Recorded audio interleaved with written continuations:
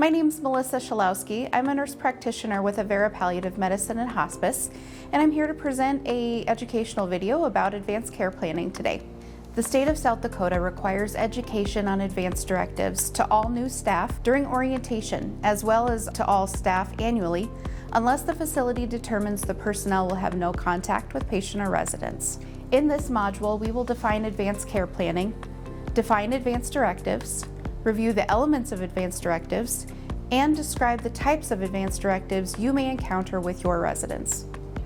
Each health journey is unique and will present choices that impact life and well-being in a variety of ways. Whether it is a chronic illness, dementia, or an unexpected accident, many of us will encounter a moment where we cannot make healthcare decisions for ourselves. We hope that those trusted to make healthcare decisions for us understand our wishes. But research tells us they get it wrong about 30% of the time. Advanced care planning is the process of discussing and preparing for future decisions about someone's medical care if they become seriously ill or unable to communicate their wishes. Advanced directives are completed during the advanced care planning process to document those wishes. Advanced directives are documents that identify someone's preferences for healthcare decisions that may need to be made in the future due to changes in medical condition, injury, or if the individual is unable to make decisions for themselves. In short, advanced directives are instructions for medical care. Loved ones and medical teams use them to guide treatment if someone cannot communicate their wishes. Completion of advanced directives leads to improved patient satisfaction because care is aligned with their values and preferences. While having uncomfortable or sad conversations about end of life are sometimes hard, they help the individual identify their priorities and then communicate those wishes. Advanced directives come in many forms and can be as simple or as detailed as one wishes.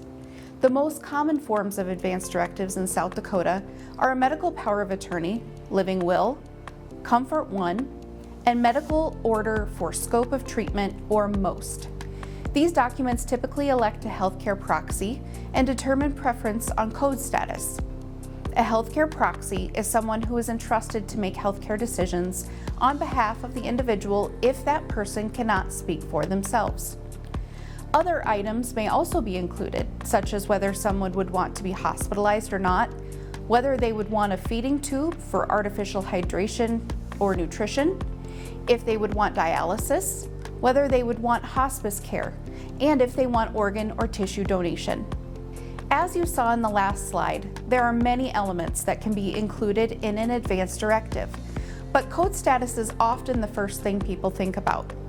Code status reflects whether someone wants CPR or intubation at the time of natural death. That sounds simple, but there's much to consider with each option for code status. Full code reflects that all possible resuscitation measures will be attempted. This includes CPR, defibrillation, and intubation with mechanical ventilation. This means all other possible measures will be provided except CPR, defibrillation, and intubation with mechanical ventilation. Some people will elect variations of DNR/DNI, requesting DNR with intubation, or CPR but no intubation. Comfort care reflects that curative treatments will be discontinued, and all care is delivered with the intent to promote comfort. In the event of cardiac or respiratory arrest, natural death will be allowed to occur.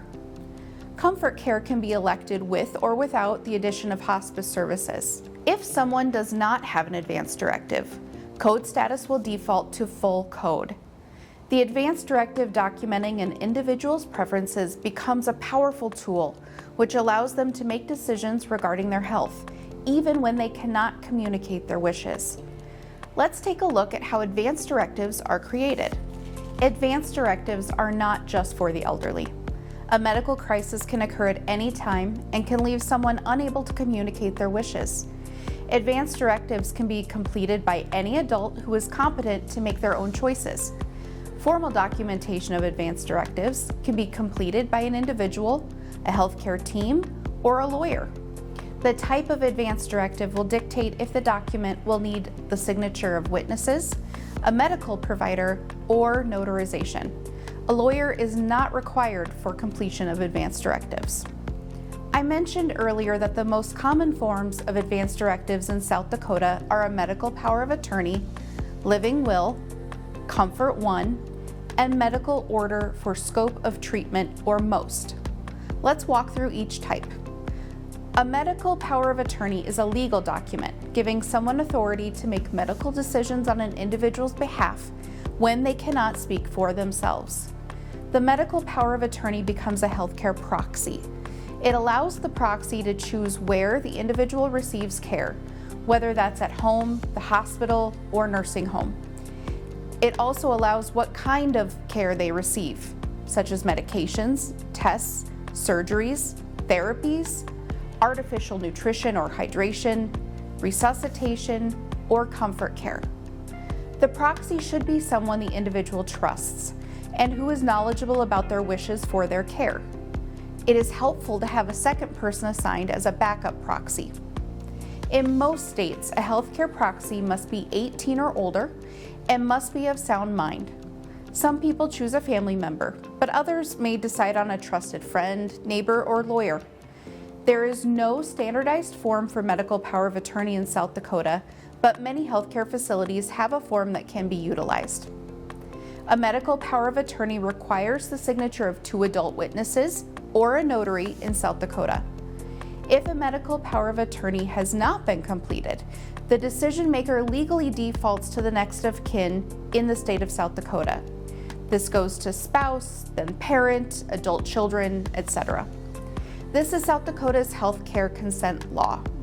A living will is a document that explains what kind of care an individual does or does not want to have under specific conditions. It can be used as a guide for the healthcare team and loved ones when someone cannot speak for themselves. These documents often include preferences on CPR, treatment goals, whether that's full, selective, or comfort care, and artificial nutrition and hydration. A living will is a legal document and is valid unless it is revoked or changed. A living will requires the signature of 2 adult witnesses or a notary in South Dakota. A living will does not appoint a healthcare proxy. Patients will often have a medical power of attorney as a separate document. Comfort 1 is a medical order directing emergency medical services not to perform CPR in the event of a respiratory or cardiac arrest. EMS is obligated to perform life-saving measures unless they have a directive to withhold. Comfort 1 is a document specific to residents of South Dakota, though most states have a similar document. This order is completed by a physician, nurse practitioner, or a physician's assistant and signed by the patient. A proxy can sign if the patient lacks capacity to make medical decisions. Once completed, a copy should be displayed in the home, in the vehicle, and provided to healthcare providers. Some facilities display the form in resident rooms. The Comfort 1 form can be obtained by contacting the South Dakota Department of Health. There are order forms available for medical alert bracelets as well.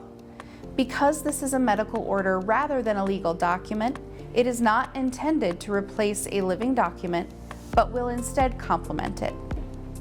Finally, the medical order for scope of treatment, or MOST, is a standardized medical provider's order for individuals that are terminally ill that is valid across all care settings, including the home. It outlines a plan for the individual's care at the end of life for healthcare providers, including CPR, treatment goal, whether that's full, selective, or comfort care, and artificial nutrition and hydration.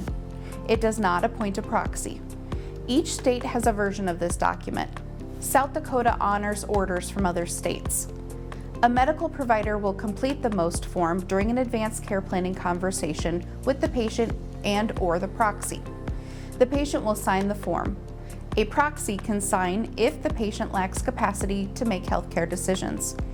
Because this is a medical order rather than a legal document, it is not intended to replace a living will or power of attorney, but will instead complement it. Moving into a facility is a significant life event. At admission, there's typically an advanced care planning conversation with the new resident and their family. It's the best time to review an existing advance directive. Does it still reflect their preferences? Do they need to update a document? Talking to the resident about how you will honor their advance directive will help create trust with the new resident and their family. It will also give you important information to add to their care plan.